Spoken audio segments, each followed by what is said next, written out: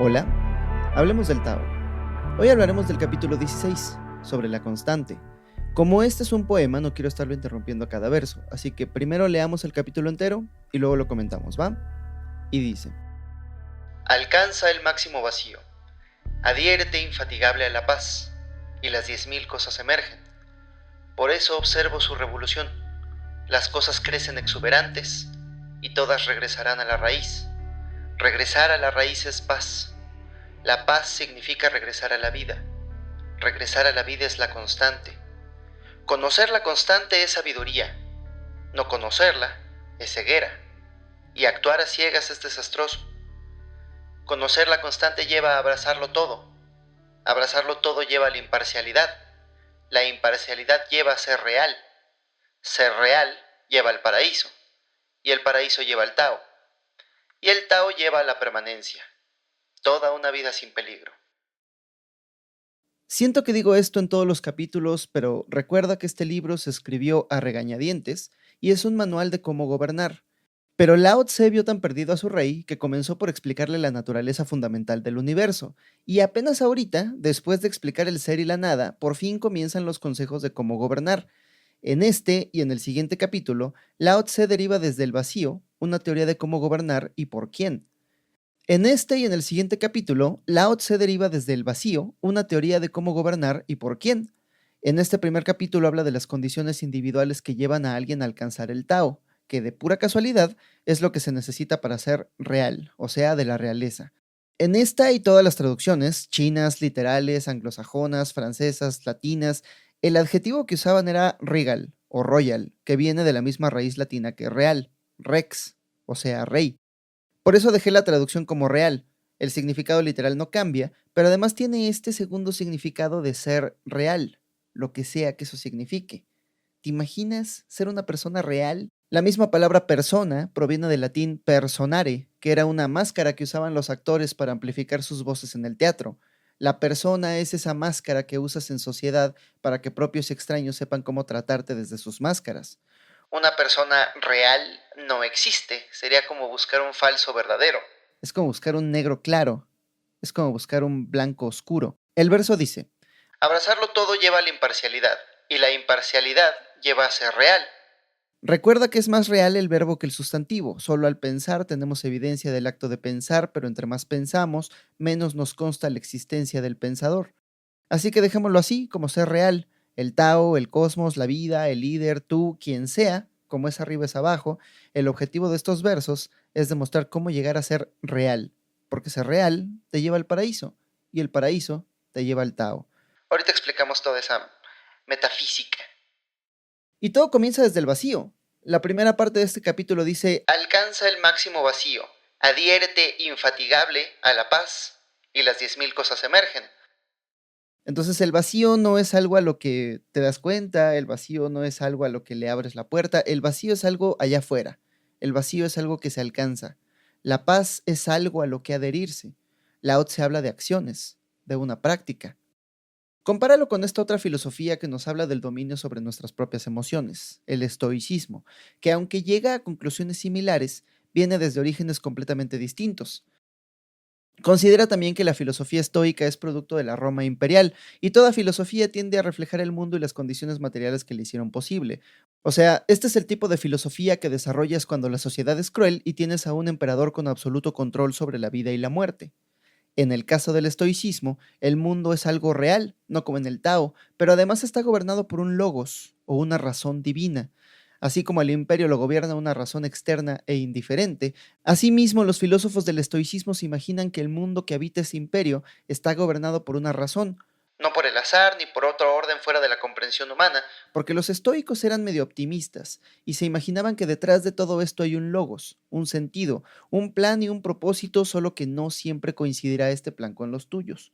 De ahí que su sabiduría se recoge en frases como: Aprende a distinguir entre lo que puedes controlar y lo que no. esta filosofía no habla de hacer la revolución ni de la unidad del proletariado contra la opresión, no, todo lo contrario. Desde el individualismo hay que aceptarlo. Se llama hacer las paces con el orden actual de las vidas, con tal de liberar esas emociones y esos pensamientos, emplearlos en otras actividades que contribuyan a cultivar la virtud. Decía Marco Aurelio, el emperador romano, que la vida es como una carreta jalada por un loco, y cada uno de nosotros es como un perro amarrado a esa carreta.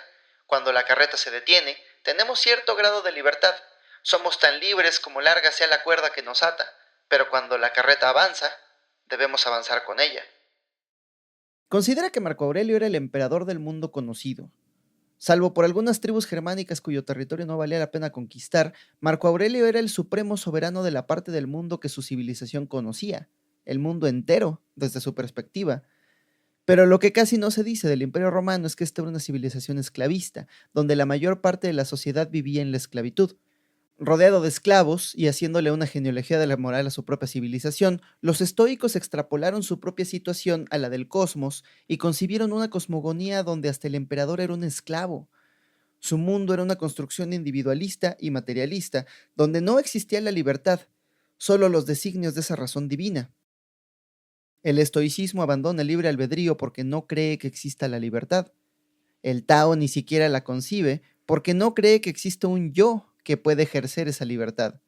El Tao es todo lo contrario del estoicismo. En lugar de materialista, es idealista. La materia emerge de la conciencia. Y en lugar de individualista, es holística. El maestro no puede ser maestro si primero no abandona su identidad que le separa del todo. Dos filosofías radicalmente distintas llevan al mismo objetivo.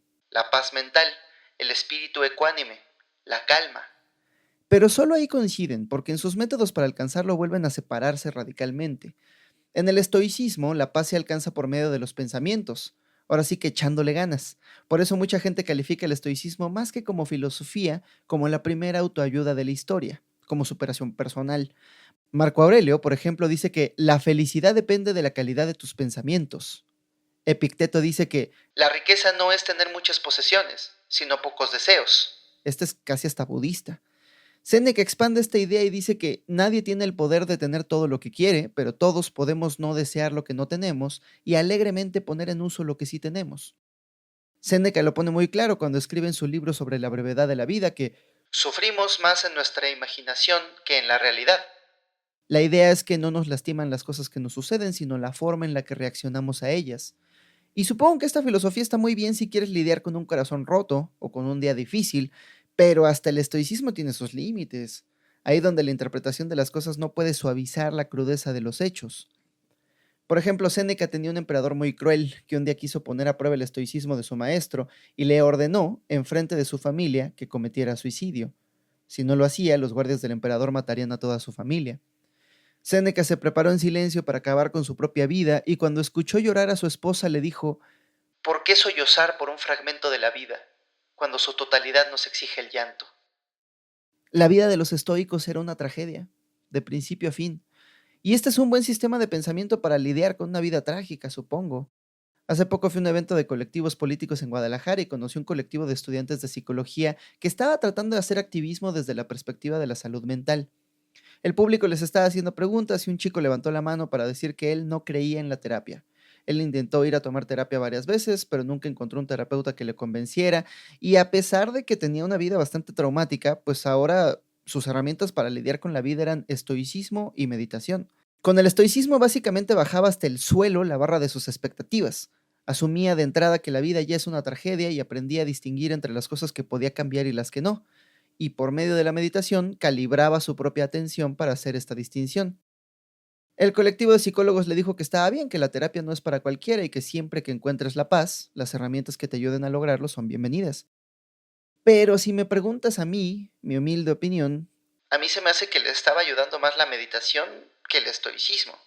porque el estoicismo te dice qué pensar, pero no te dice cómo, y te deja en la incómoda situación de que ya sabes lo que no debes pensar y sin embargo lo haces. Te hace sentir culpable de tu propio destino, es que no estoy siendo un buen estoico. Cuando el Tao dice que alcances el máximo vacío y que te adhieras a la máxima paz, habla de acciones, de una práctica, y a esa práctica del no hacer nada se le llama meditación. El Tao no te dice qué pensar, te dice qué hacer. Persigue esta práctica y tus pensamientos se acomodarán solos. Adhiérete infatigable a la paz y las 10.000 cosas emergen. ¿Ves? No hace falta asumir a priori que la vida es una tragedia con la esperanza de sorprenderme favorablemente cada vez que no entra a mi cuarto un emperador cruel a decirme que me mate. El Tao no es de echarle ganas y pensamiento positivo. El Tao es de practicar. Y lo menciona sin dar mayor detalle, como quien dice hoy lávate los dientes, sin explicarte cómo, cuánto tiempo, en qué dirección, porque lavarse los dientes es algo que todo el mundo hace. En la China antigua, donde la mente era el origen de la materia y hasta los guerreros más famosos aspiraban a ser como Lao Tse, la meditación era una práctica común, casi intuitiva, pero que todo el mundo conocía. Y hay varios tipos de meditación, una para cada necesidad del pensamiento. Por ejemplo, aquí ya hablamos de la meditación con los ojos cerrados, tan simple como cerrar los ojos y contar tus respiraciones. El punto de la práctica no es alcanzar cierto número de respiraciones, sino poner atención en algo arbitrario como es tu respiración, pero podrían ser las nubes que pasan en el cielo o podría ser cualquier cosa. Pero esta práctica es excelente para ver cómo la mente crea la realidad. Resulta que tu visión consume algo así como el 40% de la capacidad perceptiva del cerebro, por lo que cuando cierras los ojos y pones atención, se liberan todos esos recursos para la percepción interoceptiva, o sea, de las cosas que ocurren dentro de tu cuerpo. Siento que siempre estoy diciendo esto, pero pruébalo ahora mismo. Digo, a menos que vayas manejando, si vas conduciendo no cierres los ojos, pero si tienes la oportunidad, simplemente cierra los ojos y cuenta tu respiración. Inhala 1, exhala 2. Ponle atención así hasta los 10 y luego lo repites. No hay que alcanzar un cierto número de respiraciones. Ponle atención a tu nueva experiencia. Trata de localizar el latido de tu corazón. Como ejercicio de percepción, ¿el latido de tu corazón lo sientes? Si quieres, dejémoslo ahí, nada más en ese latido para seguir hablando del Tao, pero solo quiero que lo localices en tu conciencia interoceptiva, con los ojos cerrados, el latido de tu propio corazón. Siéntelo. Es evidencia de que tu cuerpo vive, pero con los ojos abiertos, poniendo atención a otras partes del mundo, apenas si lo puedes notar. Sin embargo, ahí está. Con los ojos cerrados y en paz, la mente se abre a otros aspectos de la realidad que están ahí todo el tiempo. Llamándonos, aunque no los podamos escuchar. Y obvio, cuando meditas lo primero que pasa es que te distraes. Estás contando tus respiraciones, inhalas 1, exhalas 2 y de pronto el cerebro regresa a su modo de fábrica, a recordar el pasado, pensar en el futuro, a imaginar escenarios hipotéticos y conversaciones que nunca fueron, pero para eso contamos las respiraciones. Cada vez que te distraigas, nota lo que te distrajo, lo dejas ir y sigues contando. Se cuentan las respiraciones porque es un excelente ancla al presente. No puedes respirar una bocanada futura, ni puedes exhalar el aire del pasado. Donde Quiera que estés, ahí estás, y el aire que tienes dentro es siempre el aire del presente. Cuando comienzas, la respiración se siente como en modo manual, como algo que tú tienes que hacer. Tú decides cuánto inhalar, cuándo exhalar, tú tienes el control. Pero llega un momento en el que la respiración se vuelve automática y ya no es algo que haces, sino que se hace solo. Es algo que te sucede. Es un ejercicio de dejar ir en el sentido de que cuando sueltas esa responsabilidad y dejas de controlarlo, puedes sentarte a observar cómo tu cuerpo respira solo. Ya no es algo que tú haces. es algo que te sucede. Y se libera espacio en tu conciencia con el que puedes observar otros fenómenos como el latido de tu corazón. Ese sí que no lo controlas tú. Ese es algo que te sucede completamente, como la carreta del viejo loco al que vamos atados según los estoicos. Solo que sí lo puedes controlar, más o menos, con la técnica adecuada, o sea, si practicas. Otros tipos de meditación incluyen ejercicios de respiración. Como regla general, si tus inhalaciones son más vigorosas, largas y frecuentes que tus exhalaciones, llevarás al cuerpo a un estado de alerta. Si puedes, ahora mismo toma el control de tu respiración y haz tu inhalación el doble de larga que la exhalación. Prueba 3 o 4 veces. Siente cómo se sobreoxigena tu cerebro. Si tienes sueño, esa es una excelente manera de quitártelo. Tú no lo notas, pero tus pupilas se están dilatando. Dejen entrar más luz a tus ojos. Tu tiempo de reacción disminuye y tu modelo del mundo se vuelve más presente, más nítido. También funciona en el sentido contrario. Si haces tus exhalaciones más largas que tus inhalaciones, le restas oxígeno al cerebro y va a bajar la velocidad a la que percibes el mundo. Te ayudará a relajarte. Hará que tu ritmo cardíaco disminuya. Este es el truco que usan los marines para dormir en el campo de batalla. Cuando sus emociones están sobresaltadas y a su alrededor solo escuchan guerra, lo que hacen es respiración de cuadro. Pruébala la próxima vez que tengas problemas durmiendo. Primero inhala durante 4 segundos, luego sosténlo durante 4 segundos, luego exhala durante 4 segundos y sostén la respiración otros 4 segundos. Imagínate un cuadro en el centro de tu pecho, que cuando respiras cada movimiento es una cara del cuadro. Cada movimiento dura 4 segundos. Inhalas, es la primera cara. Sostienes, es la segunda cara. Exhalas, es la tercera cara. Sostienes, es la cuarta cara. Y vuelves a empezar. 4 segundos por cara. En fin, hay una gran variedad de formas de meditación que cuando tomas en serio la práctica, te hacen preguntarte si realmente es primero la materia o la mente, por la capacidad tan fuerte que tiene esta práctica de alterar cómo piensas y cómo te sientes. Luego visitamos más formas de la meditación, estaría excelente y de hecho habrá oportunidad para seguir hablando de este tema. Pero ese es apenas el primer requisito, practicar. Y por el lenguaje que usa Lao Tse, se trata de practicar duro. Alcanza y persigue al máximo vacío, adhiérete infatigablemente a la quietud. Y hasta ese momento emergen las 10.000 cosas. La paz parece ser el primer requisito para observar de manera ecuánime, porque todos entendemos cómo las emociones tiñen nuestra percepción del mundo y limitan nuestras posibilidades. Cuando estás furioso, pues no buscas la mejor solución para todas las partes, ni una respuesta justa a la problemática, no. Cuando sientes furia, la atención solo te da para buscar oportunidades de venganza. La tristeza se parece más a la paz, pero tampoco es imparcial.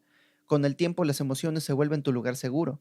Recuerda que la mente es una máquina de predicciones bayesianas que evolucionó para decir te lo dije, no para darte una vida plena, ni para hacerte feliz, así que buscarás su hogar en el hábito, aunque sea en el infierno. Una mente acostumbrada a la tristeza puede que hasta ignore los estímulos positivos, por miedo de salir de esa tristeza. A los territorios desconocidos de la emoción. Lao Tse no dice que seas feliz o triste, Lao Tse simplemente nos llama a cultivar la paz, por medio de la práctica, para observar correctamente. ¿Y qué hay que observar? Observo su revolución. Dice Lao Tse. Esa palabra usa, revolución. Otras traducciones más recientes evitan el comentario político implícito con la palabra y usan sinónimos como el ciclo, la transformación, el cambio. Pero me gusta más el segundo significado que le da la palabra revolución, porque te habla de que lo mismo que le ocurre a la naturaleza, le ocurre a las sociedades.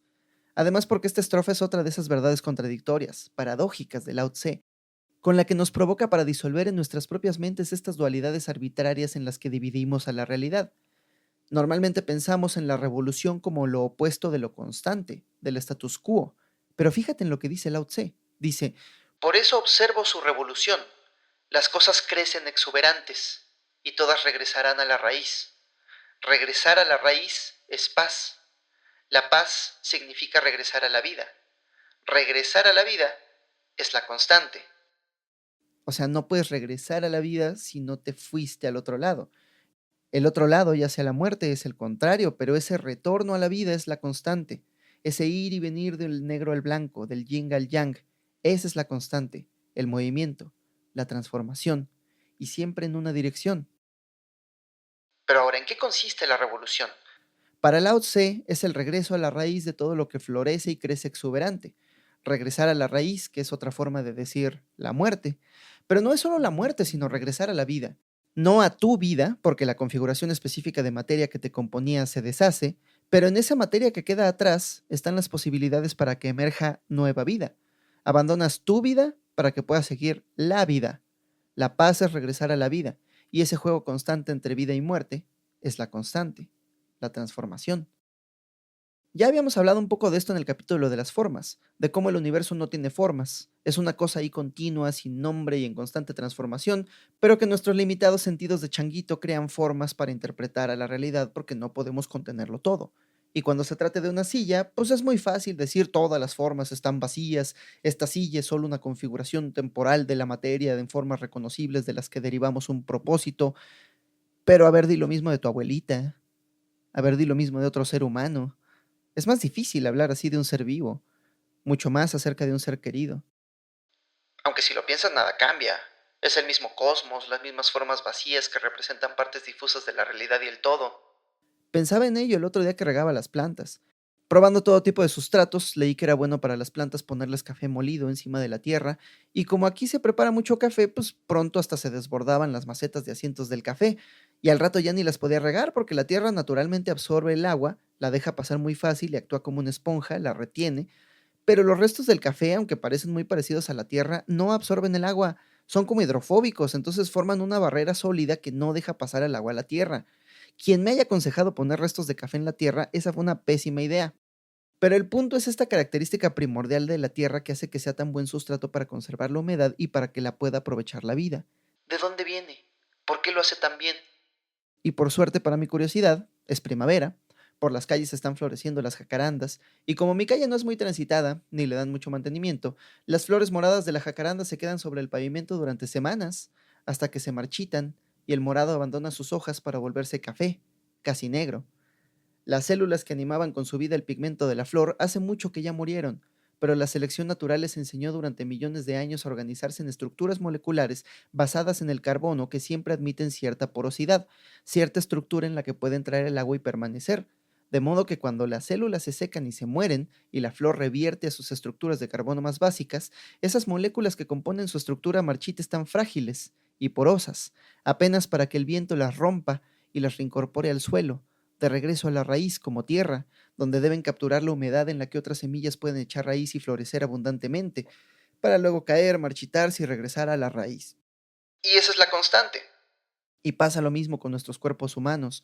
No evolucionamos aislados del todo, sino que nos dio forma un ecosistema en evolución constante durante miles de millones de años. De modo que podamos actuar como individuos, pero que cuando nuestro proceso se acabe, pues hasta la carne que nos hace posible nuestros movimientos es comestible. Pero incluso si ningún animal nos devorara, aun si solo somos enterrados, las células de nuestro cuerpo están llenas de nutrientes y entropía negativa que puede alimentar los procesos de otras criaturas. Y esta vida, este proceso que antes solo animaba a uno solo, se convierte en el alimento y la condición de posibilidad para la vida de millones. La forma que solíamos habitar se revela vacía, como todas las formas, queridas o no, las extrañemos o no. Pero esa tampoco es la constante.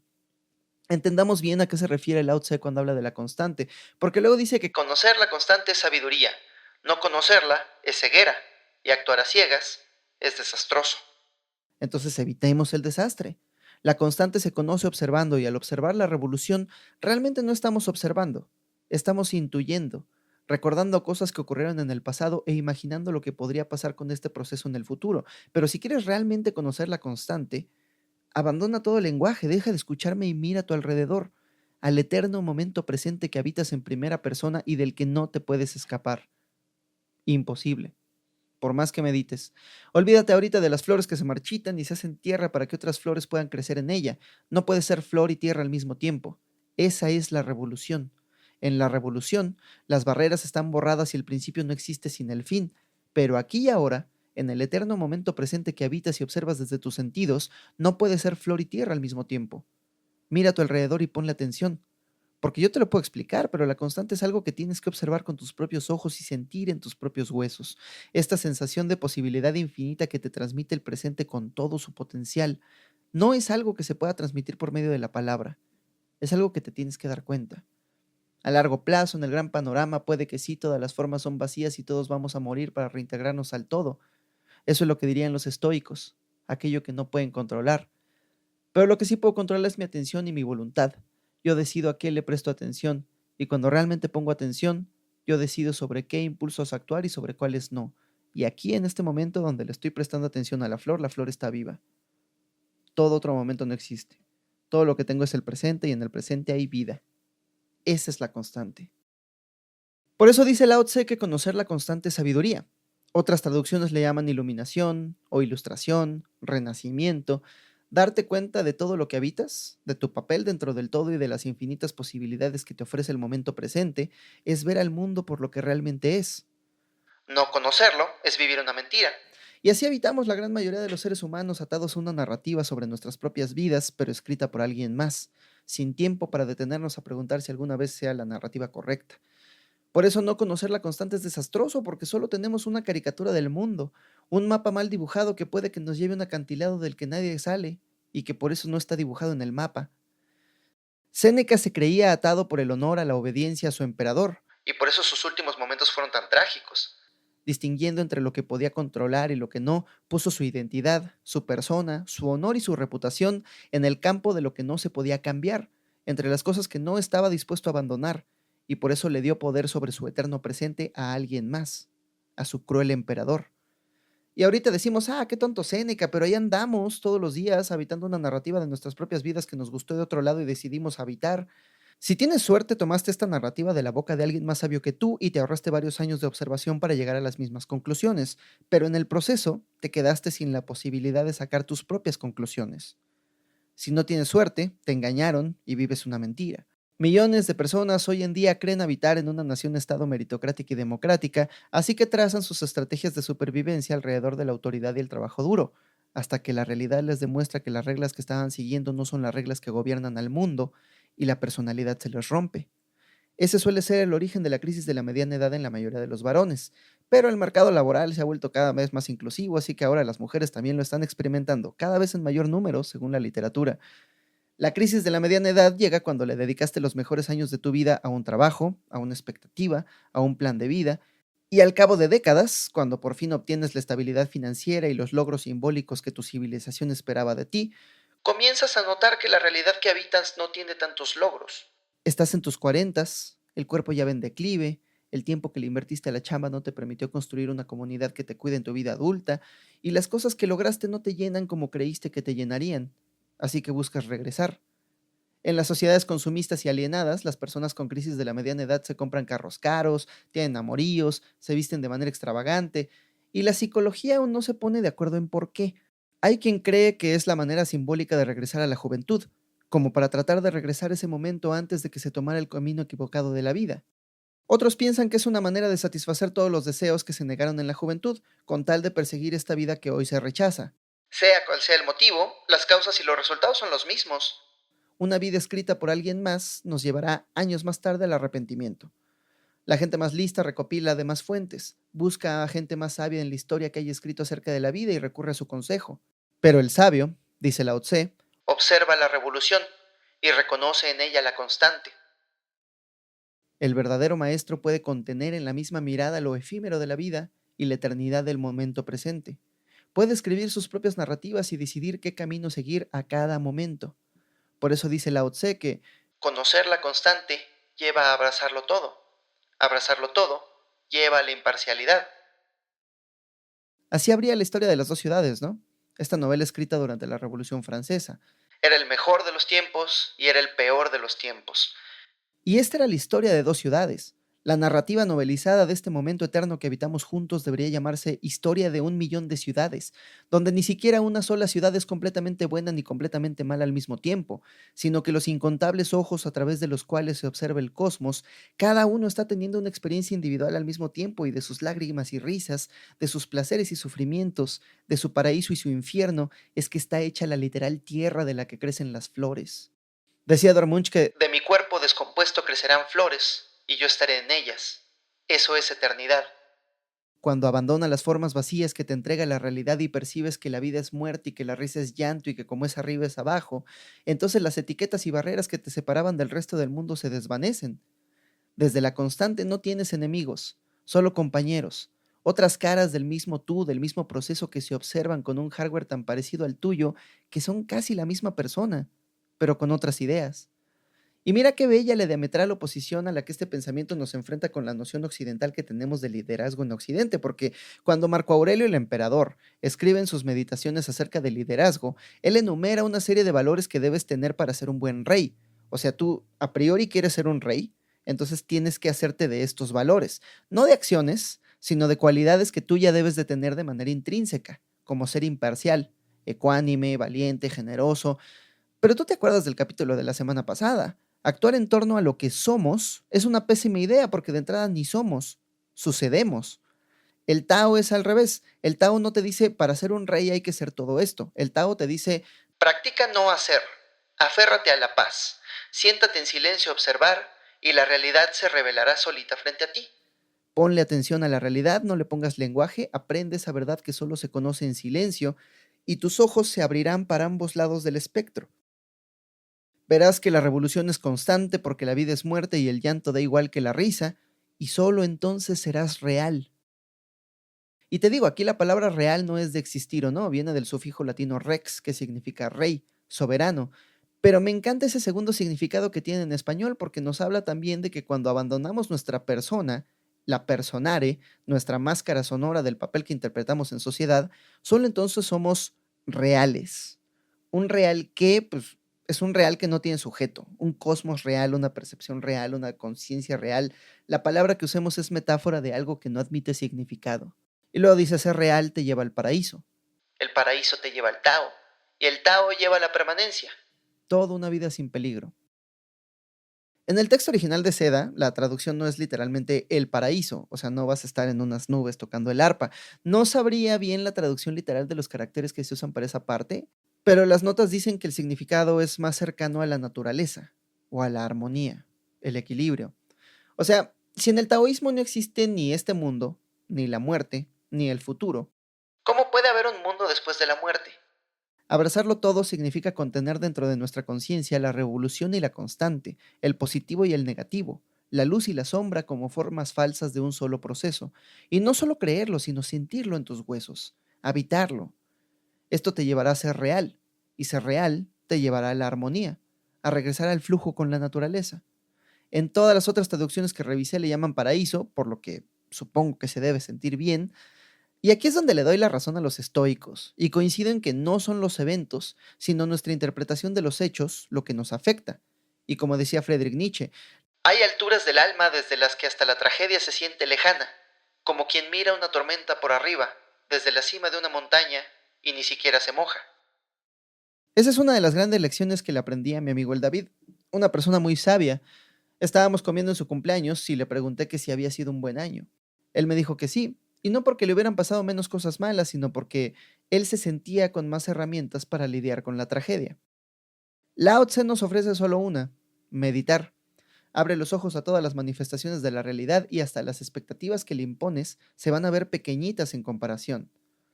Es lo que me pasa cada vez que veo algo acerca de reyes o noblezas o samuráis o hasta millonarios, gente regida por el honor y la vergüenza.